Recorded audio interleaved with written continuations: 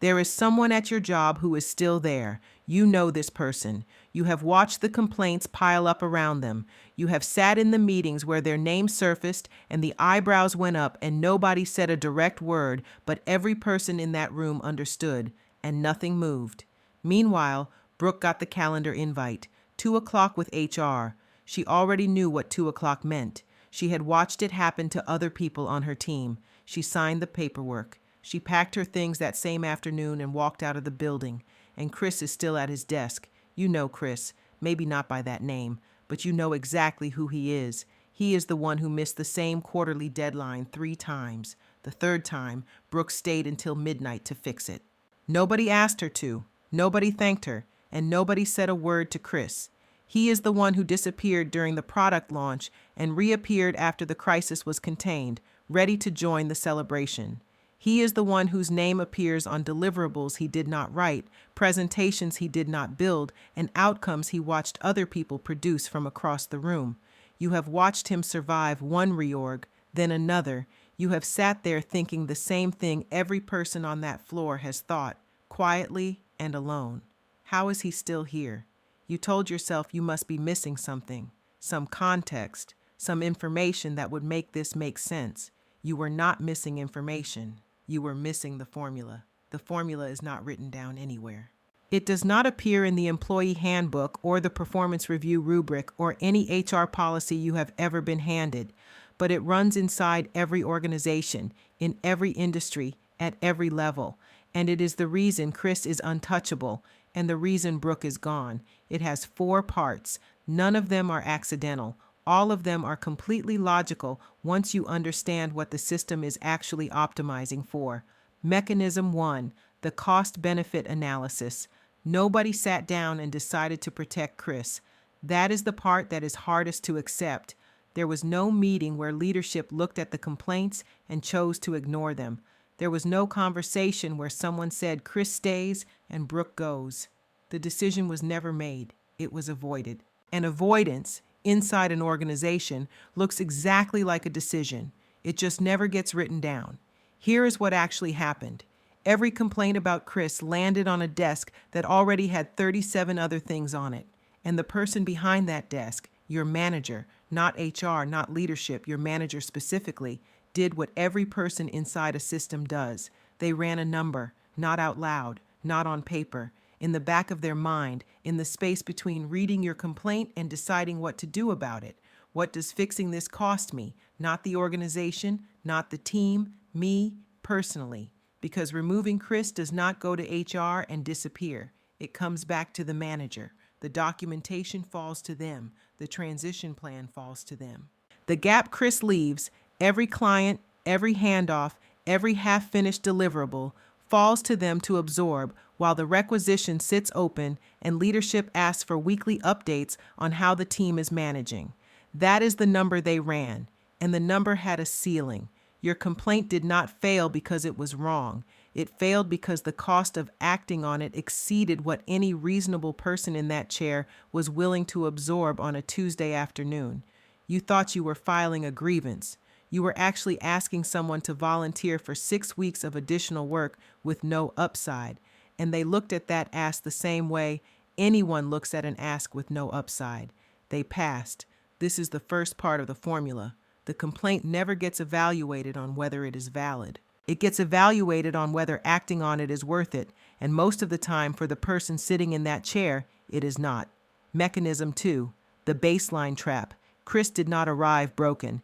That is not how this works. He arrived like everyone else, adequate, unremarkable, trying hard enough to clear the early bar. But somewhere in the first year, something shifted. A deadline slipped and got absorbed. A deliverable came in thin and nobody pushed back. A meeting ran without him, and the team adapted and nobody noticed he was gone until the notes went out, and the bar moved, not dramatically, not in a way anyone would point to. Just slightly downward, the way a door settles in an old house until one day you realize you have been ducking to get through it and you cannot remember when that started. Brooke did the opposite. Every quarter she delivered, she raised what delivering meant. Her first year set a standard. Her second year reinforced it. By year 3, the standard was not Brooke performing well. It was Brooke performing at that level, that consistently, as the expected condition of her continued presence on the team. She did not know she was doing this. Nobody told her. The manager who praised her in year 1 and scrutinized her in year 3 was not being unfair. They were being perfectly consistent with the baseline each of them had built. Chris had built a baseline so low that showing up on time registered as a good week. Brooke had built a baseline so high that clearing it registered as nothing at all. She ran faster every year. The finish line moved with her. He walked. The finish line stayed where he left it. That is not a double standard. That is the baseline trap. And this is the second part of the formula. Chris did not become untouchable by performing well. He became untouchable by setting a floor so low that staying above it looked like progress. Brooke built the opposite, a standard so high that meeting it was invisible and missing it was career-ending. Mechanism 3, the cover-up cost. Nobody asked Brooke to clean up after Chris. They saw it happen before she did. They watched him miss the handoff on the Larson account and say nothing. They watched the Thursday deliverable come in half-finished and quietly redistribute the remaining work among themselves before the client noticed. They watched him leave at 5 o'clock on the day the quarterly report was due, while 3 people stayed behind to finish what he had not started. They built the workarounds. They wrote the informal guides. They created the backup systems that existed nowhere in any official documentation, only in the shared understanding of everyone on that floor who had learned, without being told, that Chris's gaps were everyone else's problem to absorb. They believed they were being professionals. They were. But every gap they filled sent a signal upward that none of them intended to send. Every quiet fix told leadership the situation was under control. Every workaround that kept the project on track told the project report there was nothing to flag. The dysfunction was real. The cost was real. They just kept making sure it never reached the people with the authority to price it. Brooke did this too. Longer than most. Better than anyone. She covered the client Chris neglected. She caught the handoff he dropped. She stayed until midnight so the deadline did not slip. And when it did not slip, the only thing leadership saw was that the deadline had been met. Not who met it, not who should have met it, just that it was done. She was not protecting the team. She was paying a price she did not know existed. Every gap she filled made Chris cheaper to keep. Every fix she delivered quietly was a deposit into an account she never opened, one that funded his survival 1 quarter at a time. The cover-up cost was never his to pay. It was hers, and she paid it every single time. This is the third part of the formula. The people around Chris, the competent ones, the reliable ones, the ones who picked up the slack because they could not stand watching things break, were the ones writing the checks that kept him untouchable. They did not know that was the transaction, but that is exactly what it was. Mechanism 4, organizational entrapment. By the time the restructuring came, the question was not whether Chris deserved to stay. That question had stopped being relevant years ago. The question leadership was asking, the only question that mattered in that room on that day, was what happens to this organization the morning after Chris is gone. Not next quarter, not next year, the morning after. Who owns the Henderson account now? Who knows where the Meridian files actually live? Who has the access credentials for the legacy system nobody else has been trained on because Chris was always just there and it was always just easier to leave it with him? Brooke had spent 4 years making herself a model employee. She cross-trained her team. She wrote the documentation. She built the backup systems and ran the knowledge transfers and made sure that if she disappeared tomorrow, the work would continue without her. She had made herself safe to remove. Chris had spent 4 years becoming a single point of failure for things nobody fully understood. Not deliberately, not strategically. Just by existing in one place long enough that the organization grew around him the way a tree grows around a fence post. The fence post did not plan this. The tree did not decide it. It just happened. One season at a time, one accommodation at a time, until the fence post and the tree were the same structure, and separating them required something nobody was willing to do before a quarterly earnings call. That is organizational entrapment. The organization did not choose it. It accumulated it. And when the list came down and Brooke's name was on it and Chris's was not, it was not because anyone reviewed the performance records and made a judgment call. It was because removing Brooke created a clean line on a spreadsheet, and removing Chris created a problem nobody wanted to own. She was excellent. He was load-bearing. And in the only calculation that ran that day, load-bearing won. This is the fourth and final part of the formula, and it is the one that explains every restructuring you have ever watched and could not make sense of. The organization did not protect Chris because it valued him. It protected him because it had spent years building itself around him without realizing that was what it was doing.